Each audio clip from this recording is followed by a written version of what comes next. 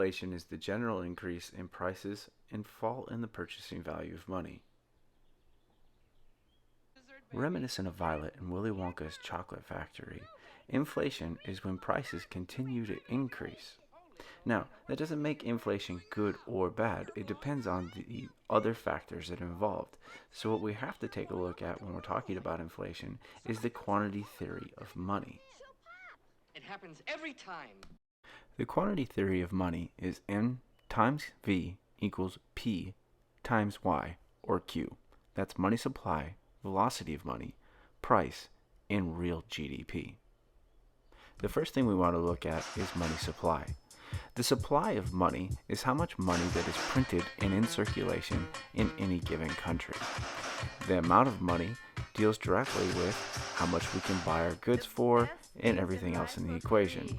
We'll put all those pieces together a little bit later. Suffice it to say that M in this equation stands for the amount of money that is printed out by the government and is allowed to be in circulation at any given time. So it is the money supply. The next piece of the equation is velocity of money. When we're talking about velocity of money, what that means is the average amount of times a dollar bill has been spent in a given amount of time. For instance, from one month to another month, or from one year to another year. There's two different ways of looking at the velocity of money, or two different outcomes. One, the velocity of money is high, meaning that the average amount of times that money is spent in a given amount of time is high, or above the average. Now, in this case, if the money is changing over multiple times in a given amount of time, it means that people are fluidly spending their money and not holding it in cash reserves or investing it. This, in turn, will probably have a direct relation on price. Most likely, prices will go up, but again, that's dependent on the amount of product that's in the market. Or the inverse is true. There's a low average of how many times a dollar bill is being spent in a given amount of time. This meaning that money is not circulating through the economy. This also usually has a direct impact on prices, given that the amount of product in the economy hasn't changed substantially, meaning that prices will usually go down. 3 hours and 14 miles later, and I hadn't spent one penny. Damn, I was good. I mean it. And then it happened. I'm hungry, too. Hey, you want to eat at the Happy Palace? This gives us the first side of our equation. M times V equals money supplied times velocity of money, which tells us the amount of money spent on goods and services in a given amount of time. Or, in this case, it tells us nominal GDP, as we discussed earlier in our lesson on GDP. Now we look at the second side of the equation, P times Y, or other times called Q. In this case, we're going to take a look at P. P is prices, and is the key to inflation and deflation on whether prices go up and down comparative to everything else. Given that money supply stays the same and velocity of money stays the same, we can take a look at Y in a moment, but we want to take a look at the idea of P, the prices. Obviously, when we're looking at prices, we're looking at whether they go up, inflate, or go down, deflate, and what the causes of that are. So it is the key to our equation. So currently, we are experiencing the great toilet paper shortage of 2020. But this isn't the first time that that's happened. It also happened in the 1970s during the energy crisis. Now, we know why the toilet paper shortage is happening, but let's pretend and say that prices went up. Why is that? Why are the prices going up? Does it have to do with the money supply? Does it have to do with the velocity of money?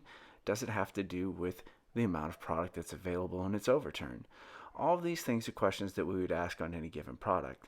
So to understand this fully, what we don't understand about the quantity theory of money is that given that toilet paper was our only product, if we produced 4 rolls of toilet paper and the government produced an amount of money that was about $4, well then, it would go to say that each roll of toilet paper would cost $1 each. But what would happen if the government increased the amount of money in supply by $4? Well, then we'd have $8 available in 4 rolls of toilet paper. If that was our only product available for people to purchase, what would happen to the rolls of toilet paper? Obviously, they would go up in price due to the increase in supply of money. Now, there's a number of factors that go into this equation. We can look at the supply of money, how money overturns, and we obviously know that there's more to go into it than that simple definition, but that is a really simple way of looking at it and how the money supply directly affects the price of what we're looking at, and that is the quantity theory of money. Of course, we have one more piece of this to look at. The last piece of our equation that we want to look at is real GDP, which is signified here by Y or Q depending on whose equation we're using. What real GDP signifies is the total amount of goods that were purchased or the total amount of money that was spent. Either or works.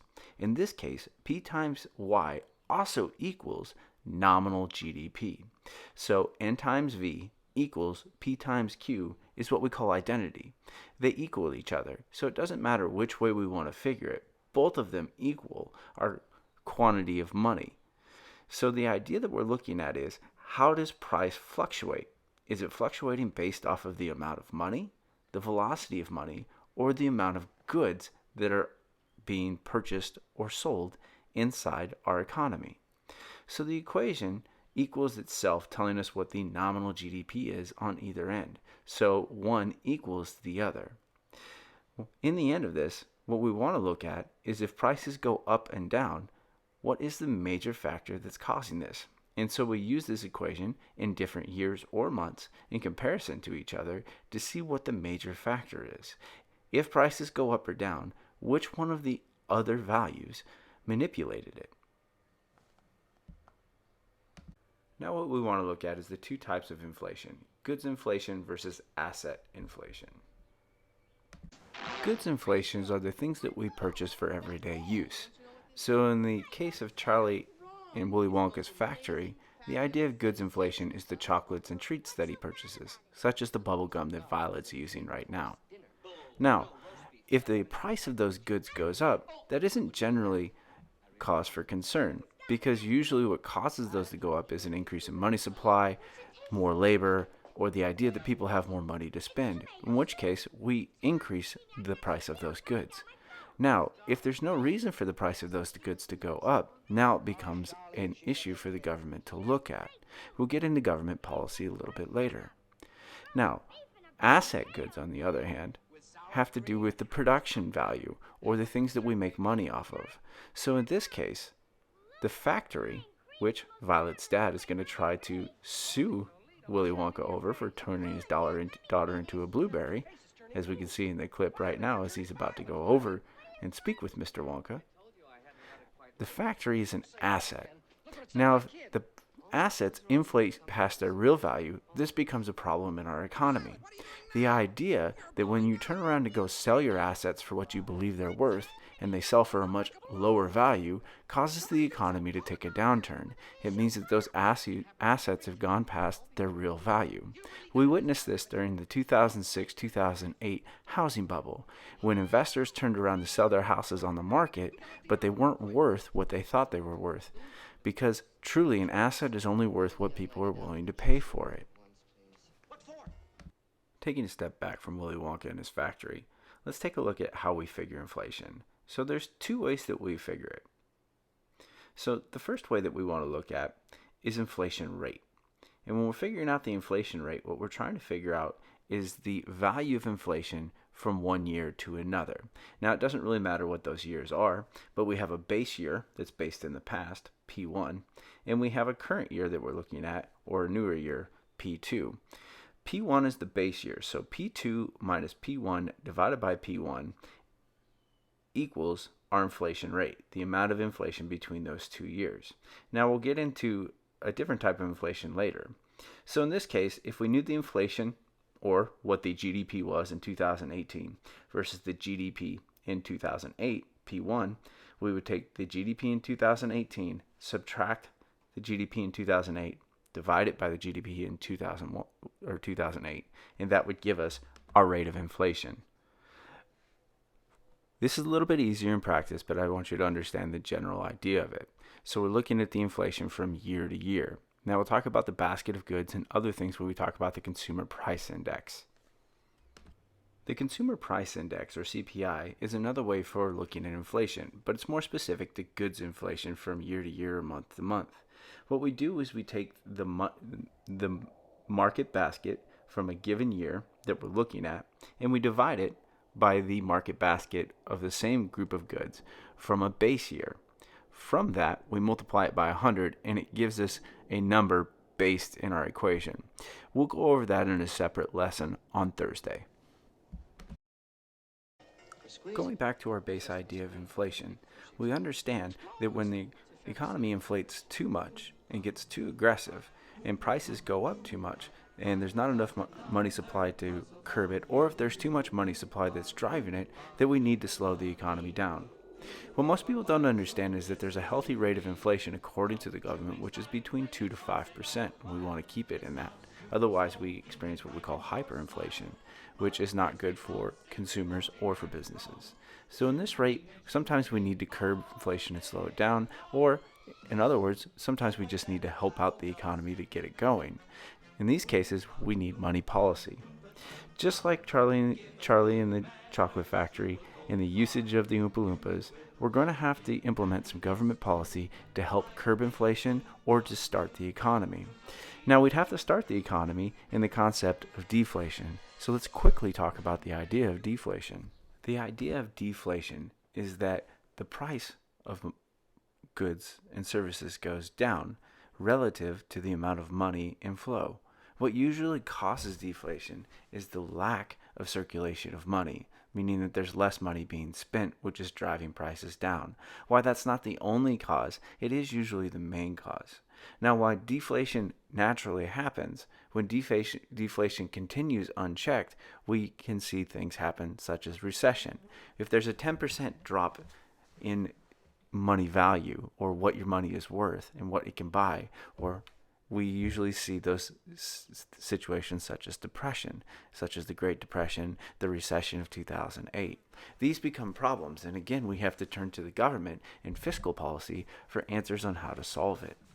Fiscal policy will be the key to our conversation tomorrow.